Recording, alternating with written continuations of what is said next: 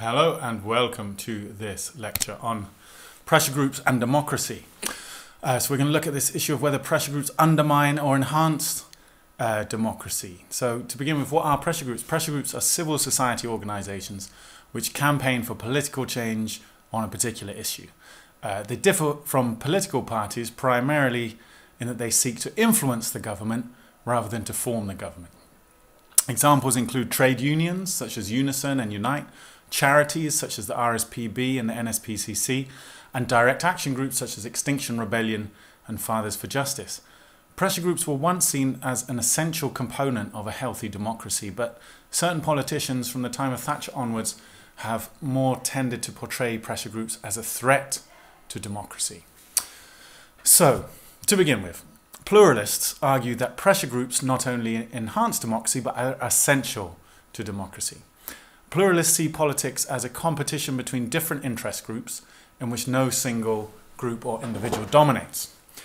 Public policy in this view is ultimately seen as a compromise between these competing groups, but weighted towards those groups with the most support. And this is because in a democracy, the government need the support of the population in order to be re-elected. Therefore, the more supporters a pressure group has, the more MPs and ministers are likely to listen to it, because they would not want to risk losing the electoral support of a large number of people. For example, if the government were to ignore the concerns of the TUC, the Trade Union Congress, that could potentially cost them 6 million votes, as the TUC represents trade unions with a combined membership of around 6 million people. So pluralists argue then that this is what makes pressure groups good for democracy, as they're a way of ensuring that the most popular concerns are voiced. In fact, all different concerns of different groups are voiced and addressed and taken into account by government. They're a means, in other words, of ensuring that public policy really does represent the public and the popular will. True democracy in action. Furthermore, pluralists argue that different groups balance each other out, ensuring that government policy represents, as I said, a compromise between different interest groups. For example, pluralists would see employment policy on issues such as the minimum wage, for example, as a compromise between, say, the TUC, who represent employees, and the CBI, the Confederation of British Industry, who represent employers. So these two pressure groups provide a means by which both sides can raise their concerns with government, have their input, and the government will need to take into account both sets of views when making policy, although arguably the TUC's views may have a little more weight as they represent more members and therefore more potential votes.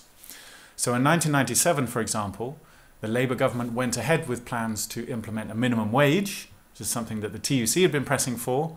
It did that despite opposition from the CBI. However, perhaps in recognition of the CBI's position, the minimum wage has been consistently at a lower level than that advocated by the TUC. So it's a good example, the minimum wage, of this theory and practice, that here you have the CBI who'd been campaigning against the minimum wage, TUC campaigning for it. TUC has more members. The final compromise is the final policy is a compromise between the two, is a minimum wage, but at a lower level than the TUC would like.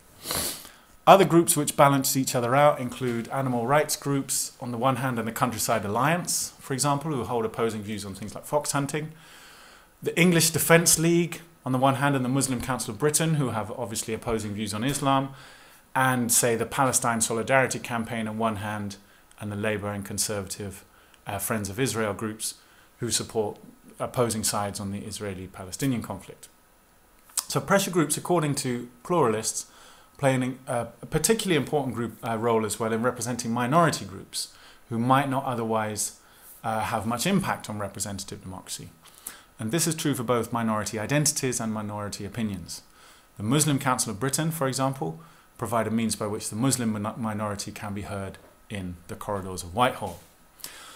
So for pluralists, pressure groups play an essential role in organising and articulating public opinion and the opinion of specific interest groups in society, so that these opinions and interests can be taken into account in policy making. They are crucial to ensuring that policy genuinely reflects the interests of the public at large, and are therefore essential to democratic and responsive government.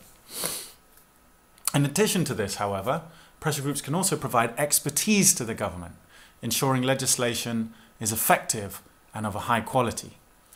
Insider pressure groups in particular are regularly consulted by ministers and civil servants about policy concerning their area of expertise, and their views will often be taken seriously and have an impact on policy and legislation.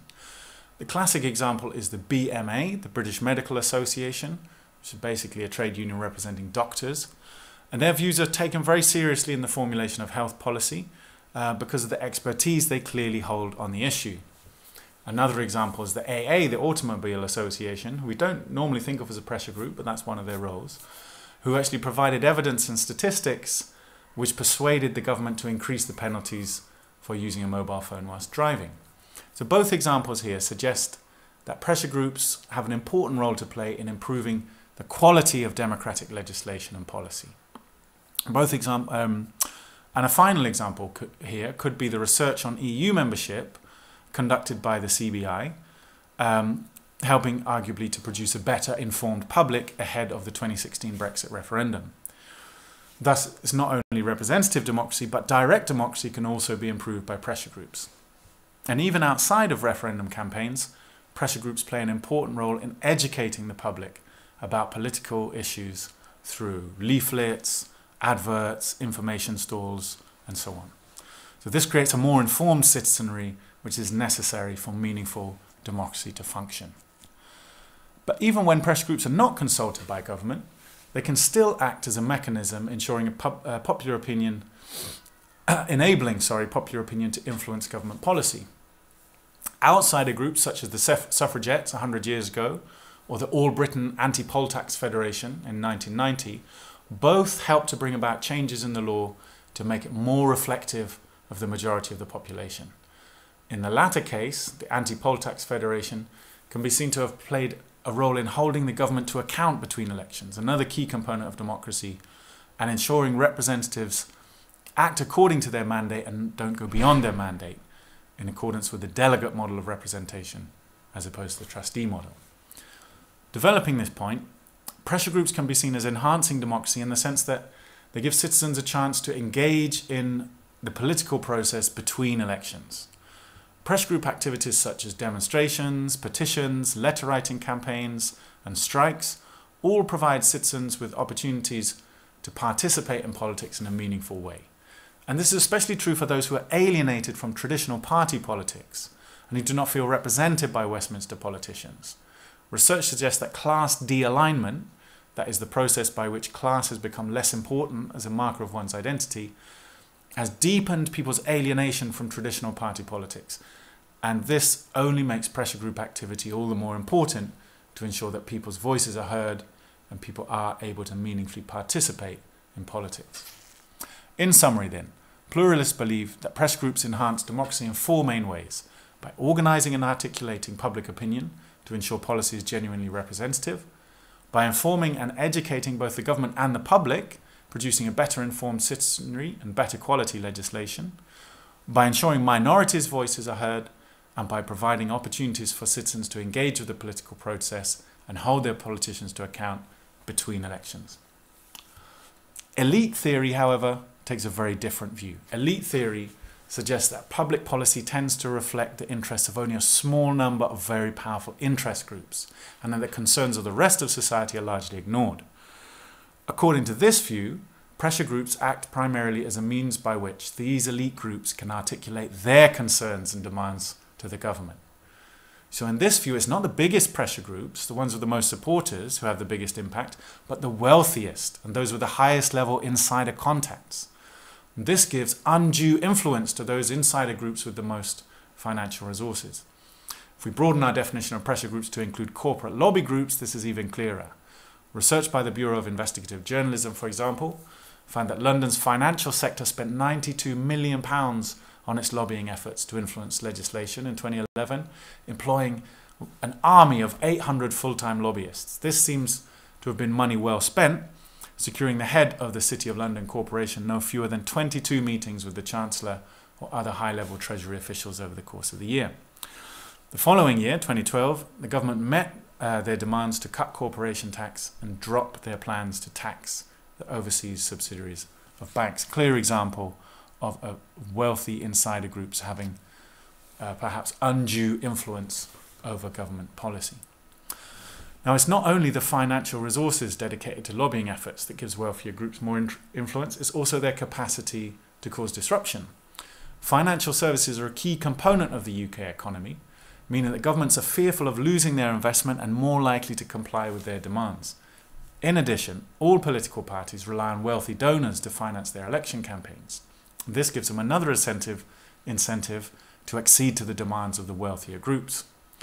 The Conservative Party received donations from 49 of the 50 richest individuals in Britain in 2011, allowing them to spend triple the amount spent by Labour in the 2019 election campaign, for example. To keep this money flowing, however, the Conservatives need to adopt policies to protect the interests of this wealthy class. The Labour Party are more reliant on donations from trade unions rather than rich individuals, but this too has led to accusations of undue influence. 2.5 million of Labour's £4 million election budget in 2019, for example, came from one single pro-EU trade union, Unite. This donation could perhaps explain Labour's sudden conversion to a second referendum at the outset of the campaign. But it's not only elite theory which has criticised the impact of pressure groups on democracy. Thatcher famously argued that trade unions were a threat to democratic government, as their strikes, for example, represented attempts by a small section of society to impose its will on the democratically elected government. She portrayed the miners' strike of 1984-5, for example, as an attempt to block a pit closure programme for which the government had a democratic mandate due to the fact that it won the election. Similarly, Tony Blair spoke about, quote, the tyranny of pressure groups, when Greenpeace took action against genetically modified crops during his time in office. His argument was essentially the same as Thatcher's, that it's undemocratic for a small, unrepresentative section of society to attempt to overturn the policy of the elected government.